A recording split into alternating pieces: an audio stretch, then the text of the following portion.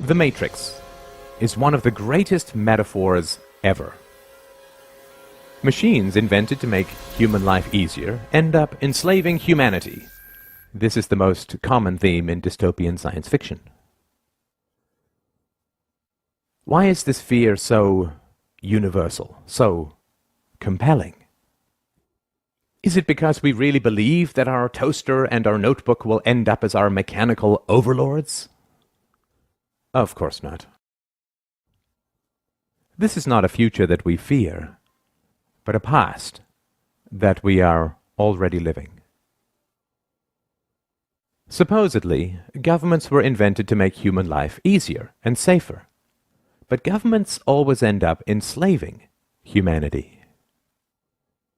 That which we create to, quote, serve us, ends up ruling us. The US government, by and for the people, now imprisons millions, takes half the national income by force, overregulates, punishes, tortures, slaughters foreigners, invades countries, overthrows governments, imposes 700 imperialistic bases overseas, inflates the currency, and crushes future generations with massive debts. That which we create to serve us ends up ruling us. The problem with the state as servant thesis is that it is historically completely false, both empirically and logically. The idea that states were voluntarily invented by citizens to enhance their own security is utterly untrue. Before governments in tribal times, human beings could only produce what they consumed. There was no excess production of food or other resources. Thus there was no point owning slaves, because the slave could not produce any excess that could be stolen by the master. If a horse pulling a plow can only produce enough additional food to feed the horse, there's no point hunting, capturing, and breaking in a horse. However, when agricultural improvements allowed for the creation of excess crops, suddenly it became highly advantageous to own human beings. When cows began to provide excess milk and meat, owning cows became worthwhile.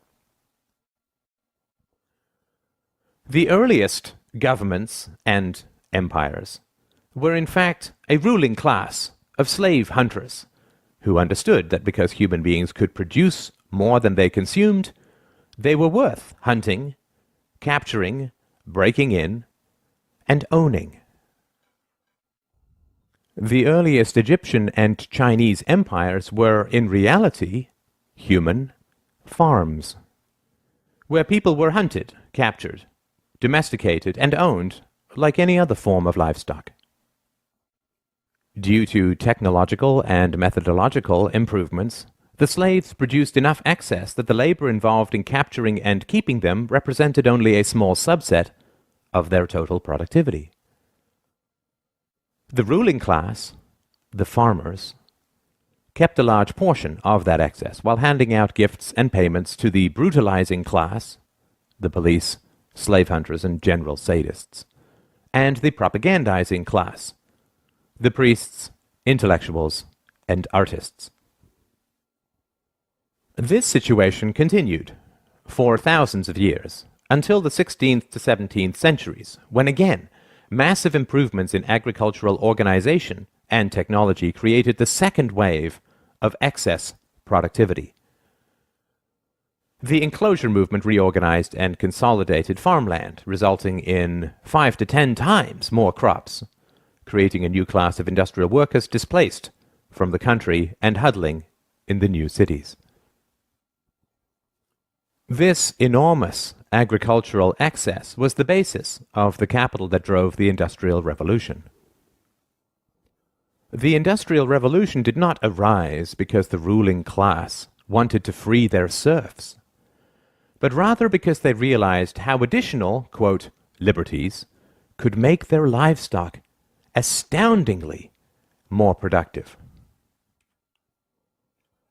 When cows are placed in very confining stalls, they beat their heads against the walls, resulting in injuries and infections. Thus, farmers now give them more room, not because they want to set their cows free, but rather because they want greater productivity and lower costs. The next stop after free range is not freedom. The rise of state capitalism in the 19th century was actually the rise of free-range serfdom. Additional liberties were granted to the human livestock not with the goal of setting them free, but rather with the goal of increasing their productivity.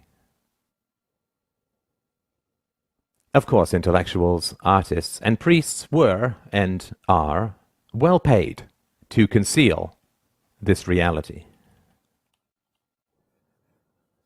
The great problem of modern human livestock ownership is the challenge of enthusiasm. State capitalism only works when the entrepreneurial spirit drives creativity and productivity in the economy. However, excess productivity always creates a larger state and swells the ruling classes and their dependents, which eats into the motivation for additional productivity.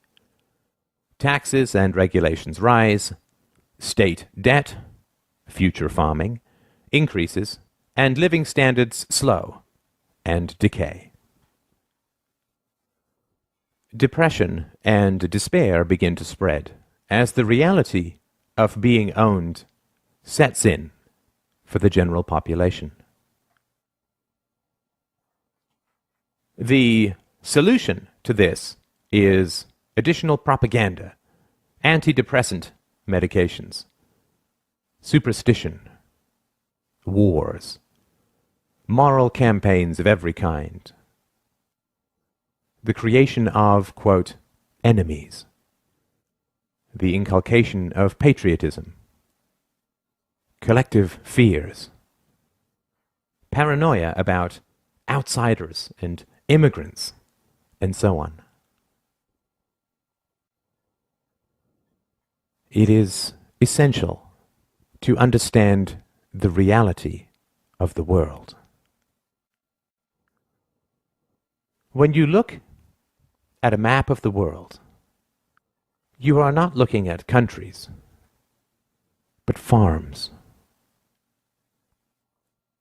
You are allowed certain liberties, limited property ownership, movement rights, freedom of association and occupation, not because your government approves of these rights in principle, since it constantly violates them, but rather because free-range livestock is so much cheaper to own and so much more productive. It is important to understand the reality of ideologies. State capitalism, socialism, communism, fascism, democracy. These are all livestock management approaches.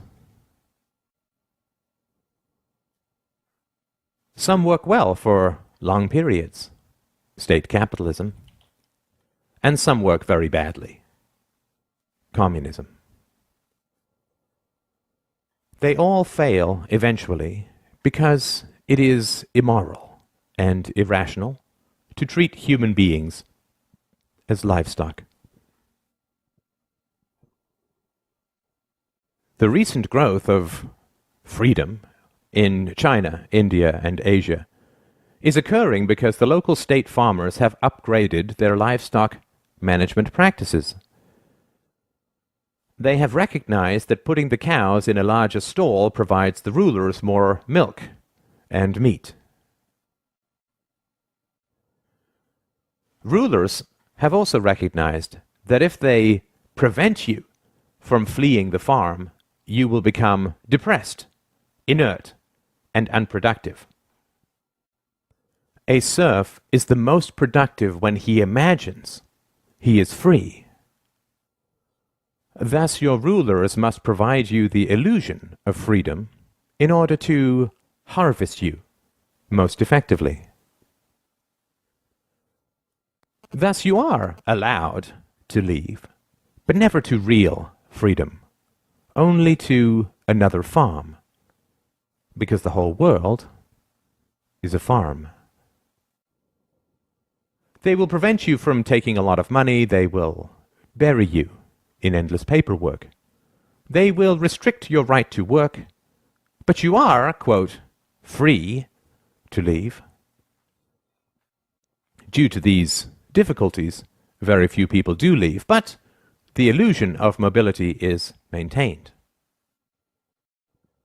If only 1 out of 1,000 cows escapes, but the illusion of escaping significantly raises the productivity of the remaining 999, it remains a net gain for the farmer. You are also kept on the farm through licensing. The most productive livestock are the professionals. So the rulers fit them with an electronic dog collar called a license, which only allows them to practice their trade on their own farm. To further create the illusion of freedom, in certain farms the livestock are allowed to choose between a few farmers that the investors present. At best, they are given minor choices in how they are managed. They are never given the choice to shut down the farm and be truly free.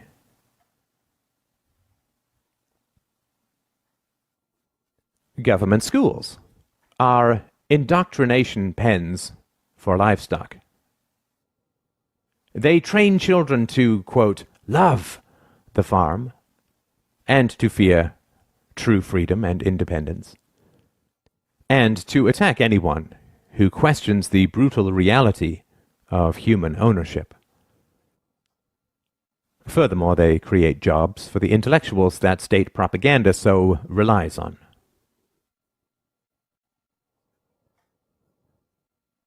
The ridiculous contradictions of statism, like religion, can only be sustained through endless propaganda inflicted upon helpless children. The idea that democracy and some sort of social contract justifies the brutal exercise of violent power over billions is patently ridiculous. If you say to a slave that his ancestors, quote, chose slavery, and therefore he is bound by their decisions, he will simply say, if slavery is a choice, then I choose not to be a slave.